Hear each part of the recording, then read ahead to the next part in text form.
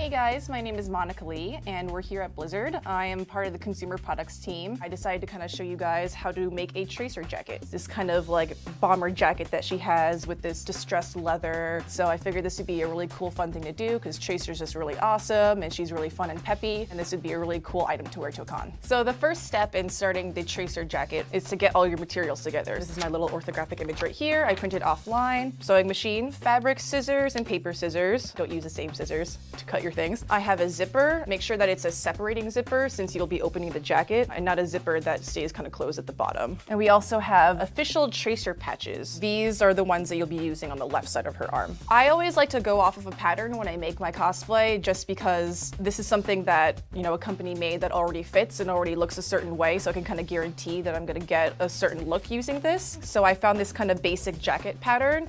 And the reason why I chose this one was because it had kind of the seams that Tracer has going down on her jacket. Here are just some of the pattern pieces that I cut out. There's the sleeves, and this is just something you kind of work on yourself to see how you want it to fit, if you want a longer like cut on the side, if you want a seam to go a certain way. So after I make my pattern, I make a mock-up, and that's what I was saying earlier, which is you kind of want to take fabric you have and build the actual pattern from scratch itself. I had some god-awful tiger print fabric that I used for my mock-up, and so essentially I just cut all those pieces out and I sewed it together. This is the seam for the front for Tracer, and she has this curve that kind of goes down, and so on the other side I brought the curve more this way so that it's kind of more in line with how the pattern looks. And the cool thing about making a mock-up is that afterwards you can kind of cut the pieces apart and use them as your base pattern, and so that's what I did here.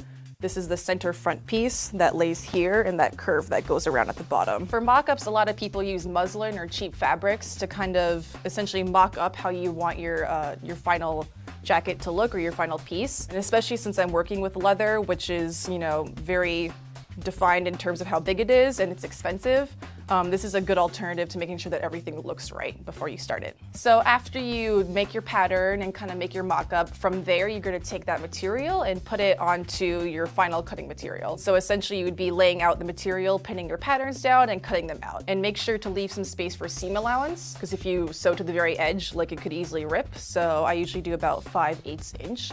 Another thing to make sure too is whenever you're making seams, to start with a knot.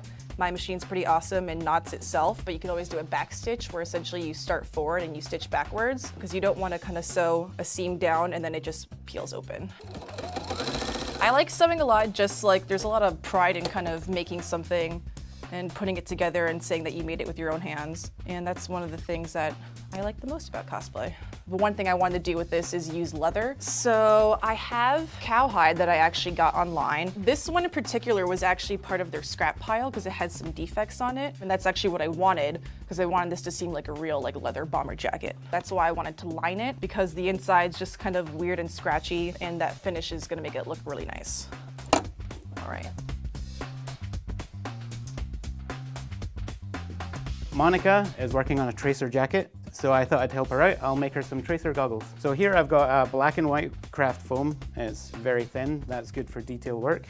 And then I have a thicker foam, which is more for construction. We have white and black. This one's been through the wars a little, but you know, you can use that stuff for testing and things like that. We're going to use the black one for the back of the Tracer goggles. That's just going to make it a lot more comfortable to wear. But you can actually see it's layered. So we have a black foam layer for comfort at the back. We've got the white layer, which is just a detail layer on top. And then sandwiched between those two is a transparent orange film. So I could probably just cut out two of these, one from black foam, one from white foam, and then glue those together and probably get a pretty good approximation of this. So I'm going to go and do that.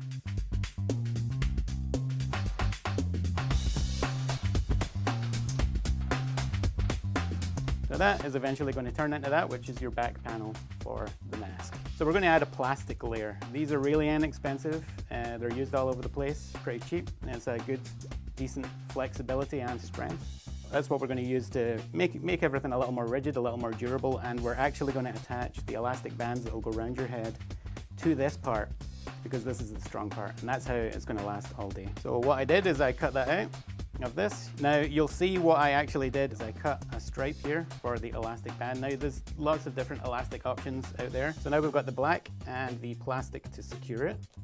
We're going to cut out one more layer, which is on the thinner craft foam, and you end up with this. So now we have the 3 layers that we're looking for. And interestingly enough, I went to my office supply store And they had these really interesting clear folders. Just cut that out with the scissors, just like the other plastic. And then in the end, what we end up with is something like this. I've basically glued these together. I've bent them into shape here. And as you can see, I've already added a little bit of detail here, and I'll show you how I did that. I took the little bit of foam that I had with the lines on it, and then I took some tape.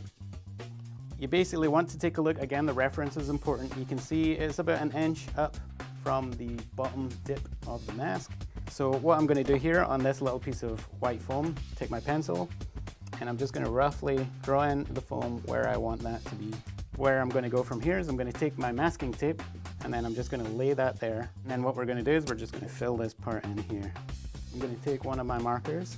I'm going to draw. I can see the line pretty well here under the tape. And now, because we want it to wrap over onto the inside, you want about a foam's width, just so that we can wrap it around. So I'm going to draw a little dotted line here, which is where I want to cut. Now what I'm going to do is, because this is masking tape, it should peel up pretty quickly without damaging any of the foam. So now we have this pattern. What we can do is we can just cut that out. And then what we do is we'll take our thin craft foam. We're just going to place it. Same thing as earlier. You're just going to draw around the outside. You're going to cut it out. And it's going to end up something like this. So it's probably going to be sitting up high off here. Put a little bit of glue on the inside. You can press that down. Take your time. And then what I did is I just folded this over the back here, like that. And if there's any rough parts, you can just rub it with sandpaper gently. Get the really tough parts off. And then that's just going to smooth all the edges out. So the last part is how are you going to fit it to your head? How are you going to wear it all day? What you need is some elastic or some straps. That might not be the right way around, but hey, we're experimenting, so let's go have a look. All right, these are looking pretty good. Let's go check in with Monica and let's see if we can dress her up as Tracer. Hey guys, I'm back here with Steve and we just finished the Tracer look. So the jacket is complete. We have the sleeves on with the patches, the little collar piece up here, the zipper is all in and everything fits. So to complete the look, we actually have these leggings from the gear store, and so these are official Tracer leggings that you guys can get. We're gonna have to try them sometime. Get you a pair right now. I actually grabbed this short wig and kind of teased up the bangs here, and I didn't really go full Tracer spikes just because, you know, that look is a little big, and so for something more casual, you kind of just put some volume up here and then just be a cute little casual Tracer. So the last little piece, of course, was the goggles that we made. There we go. Woohoo! Yeah, you'll be jumping through time in no time. So fast. Thank you guys so much for watching, and we'll see you at BlizzCon. Thanks, see you at BlizzCon. Bye.